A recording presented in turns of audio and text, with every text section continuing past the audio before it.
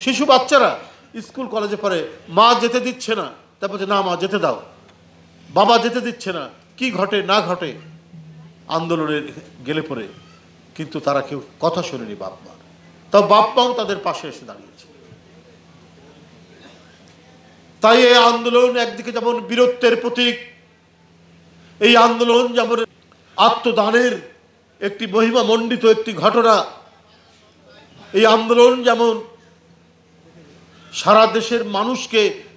সেই আশ্বাস দিয়েছে যে না, শেখ হাসিনারা আজকে যে আসাদও পালিয়েছে সিরিয়া থেকে, আরে একই ধাঁচে তারা মনে করে আমরা এইভাবেই মেরে ধরে গুম করে ক্রস ফায়ার দিয়ে নদীর ধারে হত্যা করে স্কুল কলেজের ছাত্রকে আমি আমার ক্ষমতা ধরে রাখবো, কারণ আমার পাশেই তো আছে আমার আশ্রয়দাতা ভারত, আমাকে কেউ স্পর্শ করতে পারবে না। তার সেই ধারণা, তার সেই বদ্ধমূল ধারণাকে বৃদ্ধাঙ্গুলি দেখিয়ে যখন এই আবু সাইদ, মুগ্ধ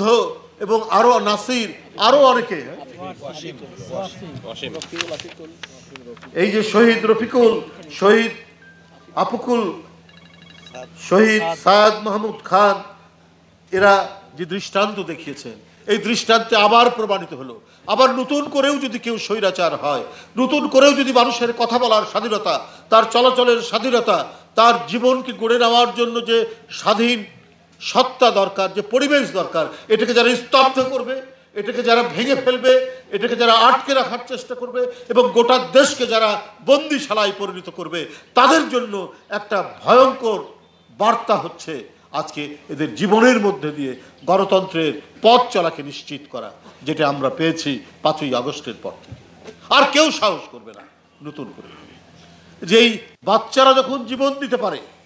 ওরা কি বা বুঝে, কিন্তু ওরা মনে করেছে এইটুক যে দেশ একজন ভয়ঙ্কর এক মহিলা লেডি ফেরাউনের হাতে পড়েছে। এই লেডি ফেরাউন তার ক্ষমতা রক্ষার জন্য সে দেশের মানুষ, কয়েক লক্ষ মানুষকে খুন করে ফেলতে পারে।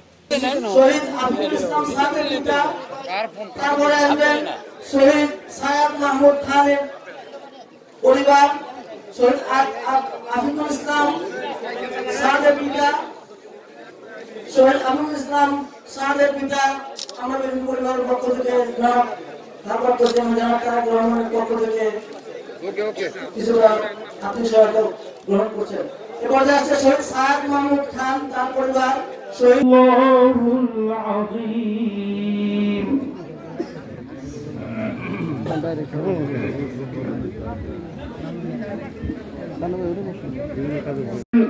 আলী সদস্য সচিব সোহেল রানা। বেশি সময় হলো এদেশের মানুষ যে সমস্ত রাজনৈতিক অত্যাচারের শিকার প্রাপ্ত চেয়ারম্যান জনাব তারেক রহমানের নির্দেশনায় জুলাই